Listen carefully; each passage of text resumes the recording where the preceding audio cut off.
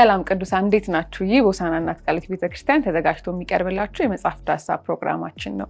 የዚህ የመጽሐፍ ዳሰሳ ፕሮግራም ዓላማ ቅዱሳን እግዚአብሔርን ለመምሰል በምናደርገው ጉዞ የሚያስፈልጉን እውቀቶች እንድናገኝ እንዲሁም እናነብ ዘንድ እንድንበረታታ ነው። እኔ ቃል ኪዳን ዮናታን ነኝ። አብራችሁን ቆዩ።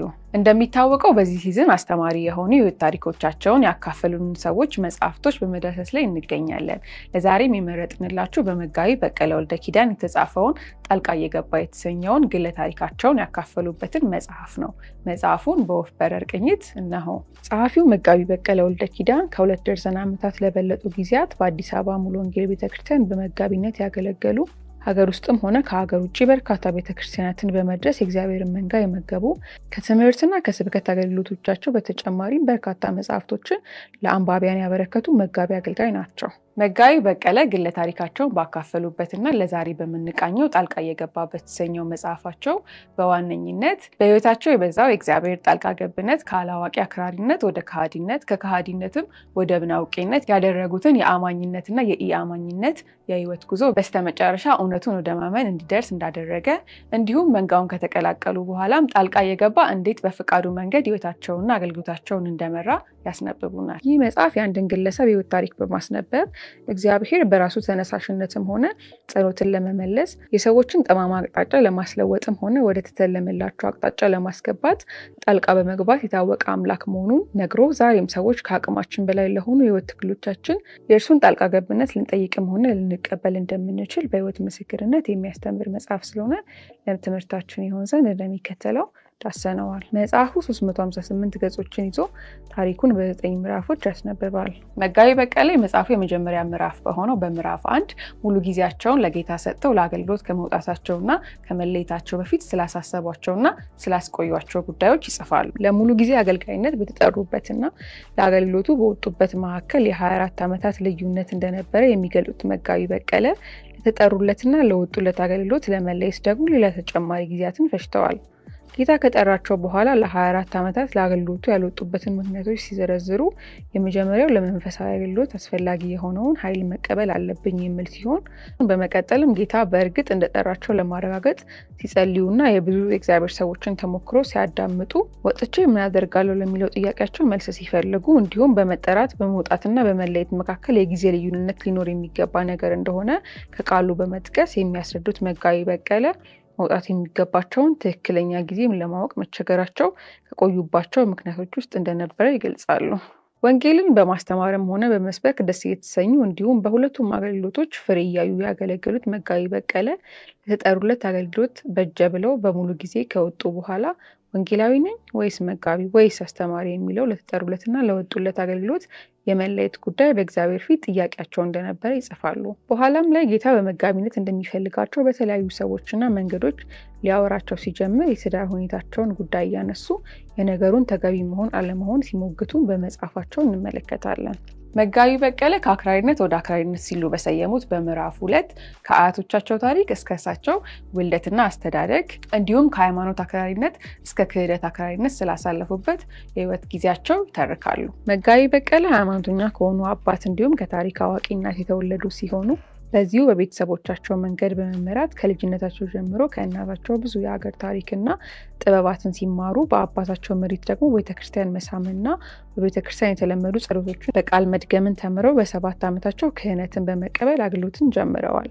በስራ ምክንያት ብዙ ጊዜ በቤት የማይኖሩትን አባታቸውን በ16 ዓመታቸው በሞት ሲያጡም በስራ ብርቱ የነበሩትን እናታቸውን ከሌሎች እህት ወንድሞቻቸው ጋር ሆነው በስራ እያገዙ አድገዋል። እንደ አባታቸው በቤተክርስቲያን አምልኮና በዓላት ብቻ ያልተገደቡት ወላጅ እናታቸው የሚገብሩላቸው የተለያዩ ውቃቢዎችና ዛሮች ያሏቸው ሲሆን በእነዚህ የአምልኮ ቀናቶች ለሚዘጋጁ ምግቦች ሲሉ የያኔው ትንሹ በቀለ ቀኖቹን በናፍቆት ይጠባበቁ ነበረ። የኋላ ግን በቤተክርስቲያኑ ድቁና አገልግሎት በመግፋት የሁለተኛ ደረጃ ትምህርታቸውን በጅማ እርሻ ቴክኒክ ትምህርት ቤት ይማሩ በነበረበት ወቅት ጭምር በሃይማኖት አክራሪነታቸው የሚታወቁ ሆኑ። አንድ ዕለት በጅማ እርሻ ቴክኒክ ትምህርት ቤት ትምህርታቸው በሚከታተሉበት ወቅት የእምነታቸውን መሰረት በመጽሐፍ ቅዱስ ላይ ያደረጉ የተለያዩ ሃይማኖት ቡድኖች ለክርክር በተጠሩበት የትምህርት ቤታቸው የስብሰባ አዳራሽ ውስጥ የራሳቸውን እምነት ወክለው ሊከራከሩ የጀመሩት መጋቢ በቀለ ሌሎቹ ሁሉ ከመጽሐፍ ቅዱስ እያወጡ ሲሞግቱ፣ እርሳቸው ግን የሚያነሷቸው ጉዳዮች በመጽሐፍ ቅዱስ ያልነበሩ ስለነበሩ ሀሳባቸው ውሃ ባለማንሳቱ የእምነቴ መሰረት መጽሐፍ ቅዱስ መሆኑንና እኔ መጽሐፍ ቅዱስን ጨርሶ የማላውቅ መሆኔን የተረዳሁበት ዕለት ነበረ። አፍሬና አቀቅሬ ነበረ ከአዳራሹ ወጣሁት በማለት ከዛ ዕለት በኋላ መጽሐፍ ቅዱስን አሳደው ማንበብ መጀመራቸውን ይገልጻሉ። ይሁን እንጂ የመጽሐፍ ቅዱስ ንባባቸው ከዘፍጥረት 1 እንዳልዘለለ የሚያስነብቡት መጋቢ በቀለ መጽሐፉን ባለመረዳታቸው ይሰናከሉበት ገቡ። በኋላ ላይም በቤተ እምነታቸው ያዩቸው ነገሮች ተደማምረው የሃይማኖተኛ አክራሪነት ጉዟቸውን ወደ ክህደት አክራሪነት ሲያስቀይሯቸው ቀድሞውንም የማላውቀውንና ስለዚህም የማላምነውን መጽሐፍ ቀድሞውንም የማላውቀውንና ስለዚህም የማላምነውን እግዚአብሔርን ቀድሞውንም የማላውቀውንና ስለዚህም ያልተቀበልኩትን የክርስትና እምነት አወለኩትና ጣልኩት ሲሉ ያስነብቡናል። በእግዚአብሔር መኖር የማያምኑ ሰው መሆናቸውን በዙሪያቸው ላሉ ጓደኞቻቸው ለመግለጽ በይፋ የቤተ እምነታቸውን ሃይማኖታዊ ስርዓቶች በመጣስ ማሳየት የጀመሩት ወጣቱ በቀለ በኋላ ላይም ይበልጥ የያዙትን አዲሱን የክህደት ጉዞ የሚያራምዱ ሰዎችን በመተዋወቅ በትምህርት ቤት በሚሰጠው አዝጋሚ ለውጥ ትምህርት በመማረክ የእግዚአብሔርን መኖር የሚክዱ መጽሐፍቶች እያሳደዱ በማንበብ እንዲሁም ሃይማኖት ሕዝብን የማደንዘዣ እጽ ነው ሲሉ የሚያቀነቅኑ ርዕዮቶችን በመከተል የተፈበረኩ የተማሪ ንቅናቄ ቡድኖች አባል በመሆን የክህደት ጉዟቸውን አጥብቀው ተያያዙ። ጭንቅላት አላቸው የሚባሉ ሰዎች ሁሉ ከሃዲዎች ብቻ እስኪመስሉኝ ድረስ ጽሑፎቻቸውን እያሳደድኩ አነበብኩ። በአንድም ሆነ በሌላ መንገድ ሁሉም የሚያነሱት አንድ ጥያቄ ሁሉን የሚወድና ሁሉን የሚችል አምላክ ካለ ዓለሙ እንዴት እንደዚህ ሊሆን ቻለ የሚለው ነው።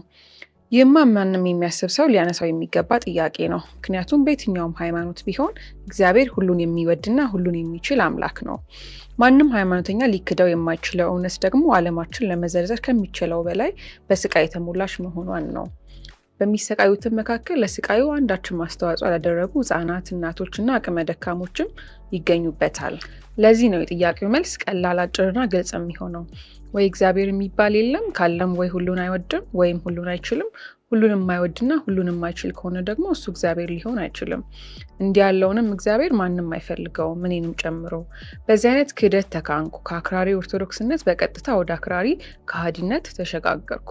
ጸሐፊው መጋቢ በቀለ በምዕራፍ 3 ከከሃዲነት ወደ ምናውቄነት ስለተዘዋወሩበት የህይወት ጉዟቸው ይጽፋሉ። የትምህርት ቆይታቸውን መጀመሪያ ላይ ለ1 ዓመታት በመታገድ በኋላም በራሳቸው ፈቃድ ትተው በመውጣት የስራ ዓለሙ የተቀላቀሉት መጋቢ በቀለ ከደሞዛቸው በተጨማሪ በብድር ሁሉ መጽሐፍን እስከ መግዛትና ከውጭ ሀገር እስከ ማስመጣት ድረስ በንባብ ሱስ ተነደፉ። በአይነትም ሆነ በብዛት የብዙ ፈላስፋዎችን መጽሐፍቶች እንዲሁም ልቦለዶችን፣ ታሪኮችን፣ ግለ ታሪኮችና ሌሎችን የሚያነበቡት ያኔው ወጣት ጥቅጥቅ ያለ ዱር ውስጥ እንደገቡና ለመሆኑ እኔ ማን ነኝ? ከየት ነው የመጣሁት? ወዴትስ እሄዳለሁ?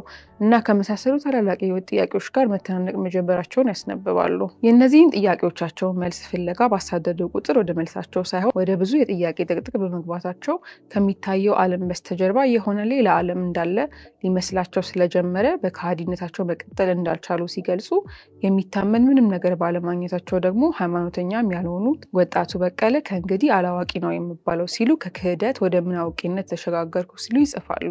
መጋቢ በቀለ በምዕራፍ 4 እግዚአብሔር ከልጅነት ጊዜያቸው አንስቶ ህይወታቸውን እንዴት ለድነት መንገድ ያለሰልስና በራቸውንም ያንኳኳ እንደነበረ ይጽፋሉ። ገበሬ ከመዝራቱ በፊት መሬቱን እንደሚያለሰልስ ጌታ እግዚአብሔር ህይወታቸውን ለእርሱ መስጠት ይችሉ ዘንድ ልባቸውን ያለሰለሰበትና በራቸውን ያንኳኳበትን ሁኔታዎች በዝርዝር ከልጅነት ጊዜያቸው አንስተው ሲጠቅሱ መንፈሳዊ መጽሐፍቶችን፣ ፊልሞችን፣ መዝሙሮችን ማግኘትና መገልገል፣ ከክርስቲያን ጓደኞች፣ ቤተሰቦችና ሚሽነሮች ጋር መገናኘትና በስብሰባዎቻቸው መሳተፍ እንዲሁም ጌታን ሳያውቁ እንዳይሞቱ ከእግዚአብሔር የተደረገላቸውን ጥንቃቄ በማንሳት ያስነብባሉ። ይሁን እንጂ እነኚህ የእግዚአብሔር የማለስለስና የማንኳኳት ተግባሮች በጊዜው እንኳን ልባቸው ሊደርሱ በአእምሯቸውም ለመረዳት ያታከቷቸው ያኔ ወጣት መጋቢ በቀለ እንዲህ ሲሉ የወቅቱ ጥያቄዎቻቸውንና የአሁኑን መልሳቸውን ያስነብባሉ።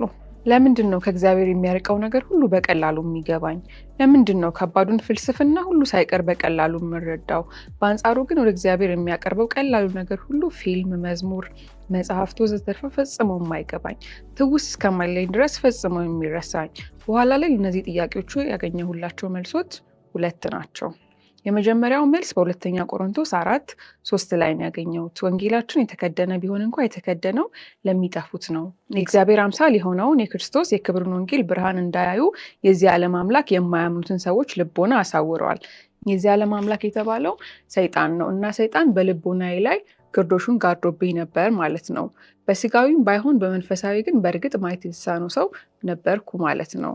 ሁለተኛው መልስ በማቴዎስ 13:18 ላይ ነው ያገኘሁት። እንግዲህ የዘሪው ምሳሌ ስሙ። የእግዚአብሔርን መንግስት ቃል ሰምቶ ከማያስተውል ከማንኛውም ሰው ልብ ውስጥ ክፉ መጥቶ የተዘራውን ዘር ይነጥቃል። ይህ እንግዲህ በመንገድ ዳር የተዘራው ዘር ነው።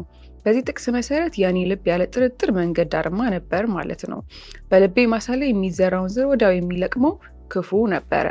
በዚህ ሁሉ ረዥም ጊዜ በልቤ ላይ ከነበረው ግርዶሽ የተነሳ የማላይ ከልቤ መንገድ ዳርማነት የተነሳም የማላስተውል ቢሆንም እየተካሄደ ነበረው ማለሳለስና ማንኳኳት ያልኩት ሂደት ግን ባለማቋረጥ እንደቀጠለ ነበረ። ድምፁን አጥፍቶ ጸሐፊው መጋቢ በቀለ በምዕራፍ 5 ስለቀደሙ የፍቅር ግንኙነቶቻቸው እንዲሁም በኋላ ስለመሰረቱት የትዳር ህይወት በተጨማሪም የምናውቄነት ጉዟቸው ተቋጭቶ ወደ ድህነት ስለመጡበት መንገድ ያስነብባሉ። መጋቢ በቀለ ለመጀመሪያ ጊዜ የፍቅር ስሜት ከተሰማቸው የአፍላ ወጣትነት ጊዜያቸው ጀምሮ ስለነበሯቸው የተቃራኒ ጾታ ግንኙነቶች በመጽሐፋቸው እያስነበቡ በመዝለቅ ለኢትዮጵያ ንግድ ባንክ ስራቸው በሄዱበት በጎባ ከተማ ስለተዋወቋትና በኋላ ሚስታቸው ስለሆነችው እንስት ያወሩናል። እንዲሁ እንደተደናበሩና በምናውቄነት መንገድ ውስጥ እንዳሉ ወደ ትዳር ቢገቡም በጊዜው ግን ባለቤታቸው ወደ ህይወታቸው መምጣቷ ለመንፈሳዊ ህይወታቸው ቁልፍና ወሳኝ ሚና እንደተጫወተ ይጽፋሉ። ይህም የሆነው እርሷን እጅግ ከመውደዳቸውና ለመግባት ከመፈለጋቸው የተነሳ በትዳር ተጣምሮ መኖርን ለመወሰን አስቸጋሪ ያደረገባቸውን የጤና ጉዳይ መላ ሲያጡለት ለመጀመሪያ ጊዜ እንዳለ እንኳን ለማያምኑት እግዚአብሔር የምትባል ካለ ሲሉ ለመጸለይ በመነሳታቸው ነበረ። በኋላም ሁለተኛ ጊዜ እንዲህ ሲሉ ጸሎት የጸለዩት ከአንድ ሃይማኖታዊ ቡድን ጋር ባደረጉት ክርክር አስተምሯቸው ተናንቋቸው ሳይተማመኑ ቢለያዩም እውነቱን ለማወቅ ያደረጉትን የህይወት ዘመናቸውን ጉዞ አስበው በመሰላቸታቸው ግን እግዚአብሔር የምትባል ካለ እኔ ደከመኝ፣ ከላይ የገለጹትን ሃይማኖት በመጥቀስም እርሱን ልሆን ነው፣ አይ መንገዱ እርሱ አይደለም መንገዱ ሌላ ነው የምትለኝ ከሆነ አሳየኝ ሲሉ በመጸለይ ወደ ድነታቸው መጠጋት መጀመራቸውን ያስነብባሉ። በኋላም እግዚአብሔር የጠየቁትን እውነተኛ መንገድ ሊጠቁማቸው ሲጀምር ያ ያሉት መንገድ ትክክል አለመሆኑን ሊያስረዳቸውና ወደ ትክክሉም ሊመራቸው እርሳቸው የሚወዱትን የንባብ መንገዱን መረጠ። ለዚህም የሚጠቅሟቸውን መጽሐፍት የሚያወሷቸውን ሚሽነሮች በዙሪያቸው አኖረ። ለድሮ የክህደት መንገዳቸው ያበቋቸውም ሆነ በበኋላው የምናውቄነት ዘመናቸው ከብደው ያስጨነቋቸው ጥያቄዎቻቸው የልጅ ጨዋታ ሆኖ አገኘዋቸው እስኪሉ ድረስ በሚያነቧቸው መንፈሳዊ መጽሐፍት ይመለሱ ገቡ። ጌታን በእርሳቸው ልክ በመሄድና ልባቸውን በሚገባው መንገድ በመርታት ከአክራሪነት ወደ ከሃዲነት ከከሃዲነትም ወደ ምናውቄነት የመጡትን ሰው በስተመጨረሻ ወደ ድህነት አደረሳቸው። በድህነታቸው ማግስት የቋጠሩትን ስንኝ በከፊል እነሆ ፍልስፍናዎቼ ልበላቸው እንጂ ምንም እንኳን አንዳቸውም ከኔ ባይፈልቁ ሁሉም ቢሆኑ ቅጂ እና ፍልስፍናዎቼ ሁሉ ሰርክ ሲተናነቁ አንዳቸውም አልቀሩ ሁሉም አለቁ። እርቀ ሰላም በመሃላቸው ወርዶ አብረውኝ ይኖሩኝ ይመስል ዘውትር እነርሱን ስሸመግል እምይዘው የምጨብጠው አጥቼ በአንድ ራስ ሁለት ሳይሆን 30 ምላስ አውጥቼ በአንድ ፊት ሳይንስ በከሰተ ሁሉ ማመን የምወድ በሌላ ፊት ሳይንስ ክሳቴ እውነት እንጂ ገባሬ እውነት እንዳይደለም ማልክድ በአንድ ፊት የጦጣ ዘር ነኝ የምል ዳርዊናዊ በሌላ ፊት የማይገባኝ ያለ ሰበብ የሆነ ጠንቅላዊ በአንድ ፊት የሰው ዘር ነኝ የዓለም ዜጋ የምል ደፋር የቀለምን የቋንቋን ቅጥር ጥሼ የእምነትን እድሞ የባህልን ባጣፍርሼ የወንዜ ልጅ ወገኔ ስል ወዲያው ልገኝ መሬቷ ላይ የውሸት ወሰን ጭሬ ብሔርተኝነት የሚሉት የወፍ ጎጆ ወንክሬ እንዲህ በተራራቁ ልዩነታቸውን ሊያጠቡ ሊቃረቡ ሊገናዘቡ በማይችሉ ችኩ ሀሳቦች መሃል ነፍሴ ተወጥራ እለው ጠፍቶኝ አድርገው ገብቶኝ ግራ ስቀርበው የሚርቅ መልኩን ስሙን የሚዘባርቅ ምትሃታዊ ግብ በርቀት እያስተዋልኩ በማይራመዱ እግሮቼ ተውተረተርኩ። እልፍ እፎይ ግን አላልኩ። ደህና ሰንበት ከንቱነት ከየት መጥተው ወዴት እንደሄዱ አለማወቅ ህይወት በሚሰጠኝ ወጥመድ ተይዞ ዓለም በሚሉት ወህኒ መማቀቅ ከመጸነሱ እስከ መፍረሱ ከእልቁ መሳፍርት አጋጣሚዎች በተደረገች ነፍሱ ባለቤቷ እኔ ነኝ ባይ ምንኛ ግብዝ ነው እርሱ። በራስ መተማመን ደህና ሁና በመጎደር ላይ ምን ስልጣን አለው ጣና።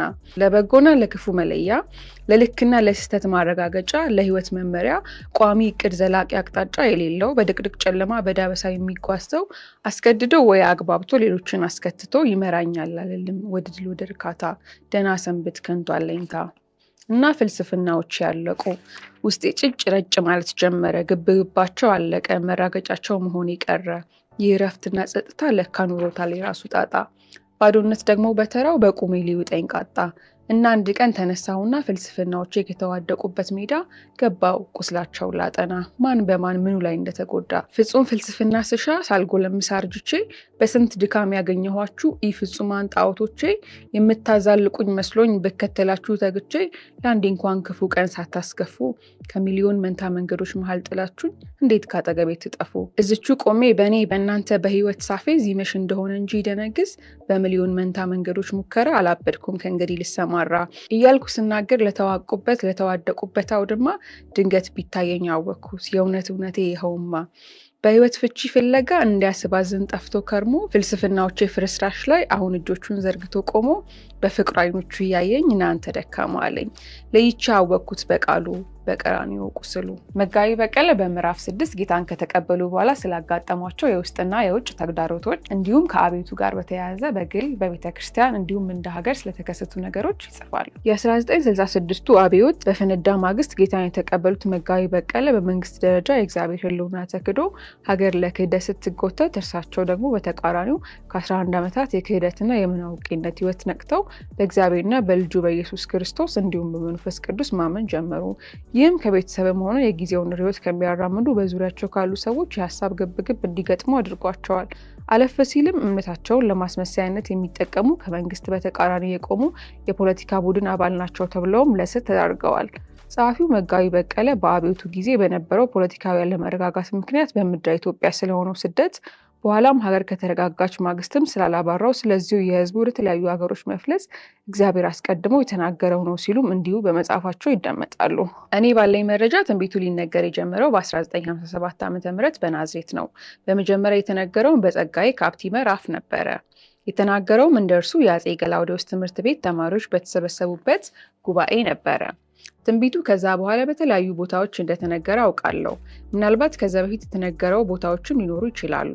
እኔም ከደረስኩ በኋላ በየቦታው ሲነገር ሰምቻለሁ።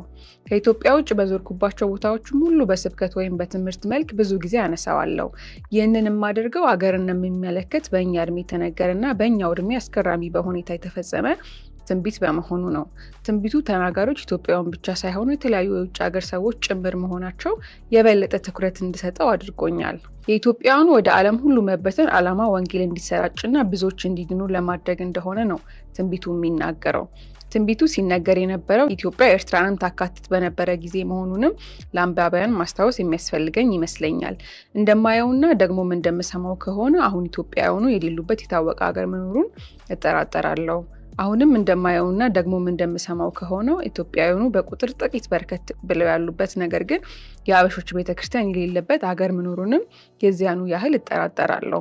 እና ይህ እጅግ አስደናቂ ነገር ነው። 40 ዓመት በማይሞላ ጊዜ ውስጥ የተነገረና የተፈጸመ ደግሞም በመፈጸም ላይ ያለ ትንቢት። ስደት እርግማን አይደል ወይ? ለምንድን ነው እንደ በረከት ተደርጎ የሚታየው የሚለውን ጥያቄ እንዲሁም ከሀገር ውጭ ያሉትን የኢትዮጵያ ቤተክርስቲያናትን በተመለከተ በቋንቋ መደራጀት ለምን አስፈለገ? ከሀገሩ ሕዝብ ጋር ተቀላቅለን ለምን አናመልክም? የተሰኙ ከሀገር ወጥቶ በመኖር ጉዳይ የሚነሱ ጥያቄዎችን በመጽሐፋቸው ሲመለሱ እናገኛለን። እንደ ሀገር ከነበረው የሃይማኖት ስደት ነፃ ሆና የአምልኮ ነፃነቷን የተጎናጸፈችው የኢትዮጵያ ቤተክርስቲያን በቀድሞ አንድነቷና ፍቅሯ መቀጠል አቅቷት መልኳ የተሽጎረጎረ ስለመምጣቱ የሚሉት ያላቸው መጋቤ እንዲህ ሲሉ ይቀጥላሉ። በቀደሙት 2 ዘመነ መንግስቶች አማኞች የነበሩ ሰዎች ያኔ በመካከላቸው በሙላት እንደነበረና ዛሬ ግን ፈጽሞ እንደሌለ የሚመሰክሩለትን ፍቅርና አንድነት በተመለከተ መለስ ብለን እንደገና ልናጤነው የሚገባ ነገር ያለ ይመስለኛል። ያኔ ፍቅርና አንድነት አልነበሩም አንልም። አንዳንዶቻችን በትንሹም ቢሆን አይተነዋል። ያላየነውን ብንሆን የአይን ምስክሮቹን ለማስተባበል አንሞክርም። አንድ ነገር ማለት ግን በእርግጥ እንችላለን። ያ ፍቅርና አንድነት የተፈተነ አልነበረም። እግዚአብሔር ነበር፣ አዎ። ንጹህ ነበር፣ ምን ጥያቄ ያለው? ውብ ነበር፣ ያለ ጥርጥር። ሆኖም ግን ገና ያልተፈተነና ስለዚህም ያልበሰለ ነበረ። በእውቀት ላይ የተመሰረተ አልነበረም ማለት ነው። ሰዎች እኮ አሁንም አለን። ያኔ የነበረው ሁኔታ ነው አሁን የሌለው። ፍቅራችንና አንድነታችን ነው ከሁኔታው በላይ መሆን ያቃተው። ለምን አቃተው? ቀድሞውኑ በእውቀት ላይ የተመሰረተ ስላልነበረ ይመስለኛል። ለዚያ ፍቅርና አንድነት አስተዋጽኦ ያደረጉ ምክንያቶች ነበሩ። አንዱ የምዕመናኑ እድሜ ነው። ምዕመናኑ ወጣቶች ነበሩ። በመንጋ አብሮ መንጎድ ከጎልማሶች ይልቅ ወጣቶች እንደሚቀላቸው ለማወቅ የስነ ልቦና ባለሙያ መሆን የሚያስፈልገኝ አይመስለኝም። ሌላው የምዕመናኑ ቁጥር ነው።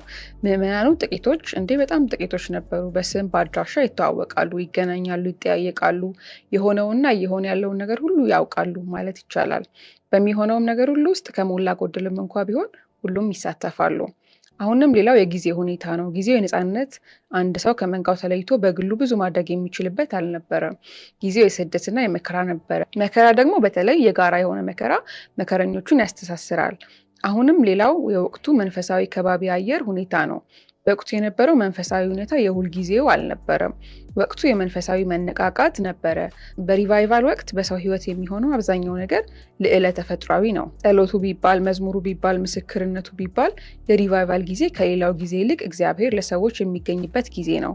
እግዚአብሔር ወደ ሰዎች የሚቀርብበት ጊዜ ነው። ከላይ ጠቀስኳቸው እነዚህ አራቱ ሁኔታዎች ዛሬ ላይ የሉም። መጋቢ በቀለ ቤተክርስቲያን አሁን በደረሰችበት የግሎባዊነት ዘመን እንደሚገባ ትኖር ዘንድ የሚዛናዊነት ያለ ሲሉም እንዲሁ ይደመጣሉ። ግሎባዊነት ዓለም መንደር መሆኗ የትም ሳንሄድ እዚህ ሆነን የትም የሚሆነውን መስማትና ማየት መቻላችን፣ ለብዙ አዳዲስ አስተሳሰቦችና አደራረጎች መጋለጣችን ይህንን የመሳሰለውን ነው ግሎባዊነት ያልኩት። የምንሰማውና የምናየው ሲበዛ ሽግግሩም አብሮ ይበዛል። ሽግግሩ ሲበዛ ሸካራውም አብሮ ይበዛል። ሽግግሩን ማስቆም እንደማንችል ሁሉ ሸካራነቱንም ቢሆን ማስቀረት አንችልም። እንደዚህ ማለት ግን ሸካራውን ያነሰ ሸካራ ማድረግ አንችልም ማለት አይደለም። ሚዛናዊነትን መጠበቅ ያለብን በሁለት ሀገሮች ዜግነታችንን መካከል ነው። በምድር ላይ መኖራችንና የአንዲት ምድራዊት ሀገር ዜጎች መሆናችን ምንም ጥያቄ የሌለበት ነገር ነው። ከየመደቡ ከምንሰማቸው አንዳንድ ትምህርቶች፣ በገበያ ላይ እየዋሉ ካሉትም አንዳንድ መጽሐፍት የምንረዳው በምድራዊ ዜግነታችንና በሰማያዊ ዜግነታችን መካከል ያለውን ሚዛን መጠበቅ ለብዙዎቻችን ቀላል አለመሆኑን ነው። ወንድሞቼ ሆይ ሀሳቤ እንዲህ ነው። ዘመኑ አጭር ነው። ከእንግዲህ ሚስት ያላቸው እንደሌላቸው ሆነው ይኑሩ። የሚያለቅሱ እንደማያለቅሱ፣ ደስተኞች ደስ እንደማይላቸው ይሁኑ። ዕቃ የሚገዙም የገዙት ነገር የእነርሱ እንዳልሆነ ይቁጠሩ። በዚህ ዓለም ነገር የሚጠቀሙ እንደማይጠቀሙ ይሁኑ። የዚህ ዓለም መልክ ኃላፊ ነውና። አንደኛ ቆሮንቶስ ምዕራፍ 7 ከቁጥር 29 በአዲሱ መደበኛ ትርጉም ነው እንደዚህ የሚለው። ይህ ለማናችንም ቢሆን ቀላል አያው አይደለም። በዚህ ጥቅስ ውስጥ ያለው አያው ምንድን ነው የሚለን? እናግባ? አዎ። ሙሉ ልባችንን ስትራዳችን ላይ እንጣለው? አይ። እናልቅስ? ማልቀስ ካለባችሁ አዎ። በሀዘንስ እንቆራመድ? አይ። ደስ ይበለን? አዎ። በደስታ እንፍነክነክ? አይ። ለኑሮ የሚያስፈልጉን ነገሮች እንግዛ? አዎ። ነፍሳችንስ ከንብረታችን ጋር ትጣበቅ? አይ። በዚህ ዓለም ውስጥ በሚገኙ ለሰው ጠቃሚ በሆኑ ነገሮች ሁሉ እንጠቀም? አዎ። ሆኖም ግን ይህ አያው ለምን አስፈለገን? እነዚህ ሁሉ የምድር የዚች ዓለም መልክ ስለሆኑ ነው። የዚች ዓለም መልክ ደግሞ አላፊ ስለሆነ ነው። ክርስቶስን ተስፋ ያደረግነው ለዚች ሕይወት ብቻ ከሆነ ከሰው ሁሉ ይልቅ የምናሳዝነን። የሚዛናዊነት ያለ መጋቢ በቀለ በምዕራፍ 7 ስለተቀየረው የትዳር ሁኔታቸው ሲጽፉ በምዕራፍ 8 እግዚአብሔር በሕይወታቸው ጣልቃ እየገባ ስላስተካከላቸው ነገሮች እንዲሁም በኢትዮጵያና በአዲስ አበባ ሙሉ ወንጌል መካከል ተፈጥረው ስለነበሩ ችግሮች እንዲሁም ስለተፈቱባቸው መንገዶች ያስነበባሉ። ባለፉት 8 ምዕራፎች ስለ ትላንትናቸውና ስለ ዛሬዎቻቸው ያስነበቡን መጋቢ በቀለ የመጽሐፉ የመጨረሻ ምዕራፍ በሆነው በምዕራፍ 9 ደግሞ ስለነጋቸው ስለሚያስቧቸው ነገሮች ሊያስነብቡን ይጀምራሉ። መጋቢ በቀለ ሞት በሰው ሁሉ ሕይወት ውስጥ ትልቅና ጉልህ የሆነ የእግዚአብሔር ጣልቃ ገብነት እንደሆነ በመግለጽ ይህኛው የእግዚአብሔርን ጣልቃ ገብነት በሕይወታቸው ስለሚፈጸምበት ዕለት መወሰናቸውንም በአስገራሚ ሁኔታ ያስነብባሉ። እስከዛው ግን ከመጋቢነት አገልግሎታቸው በተጨማሪ ሰፊ ጊዜያቸው መጽሐፍትን በመጻፍና ለአንባቢያን በማድረስ ለማገልገል እንደተነሱ ያስነብባሉ።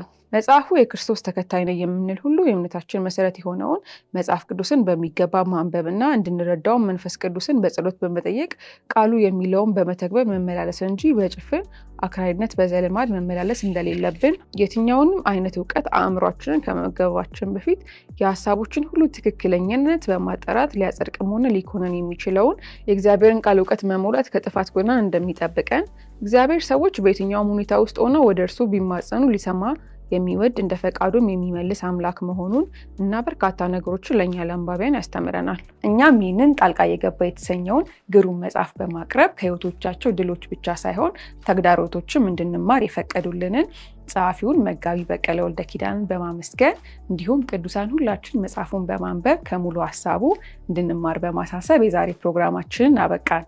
መልካም የንባብ ሳምንት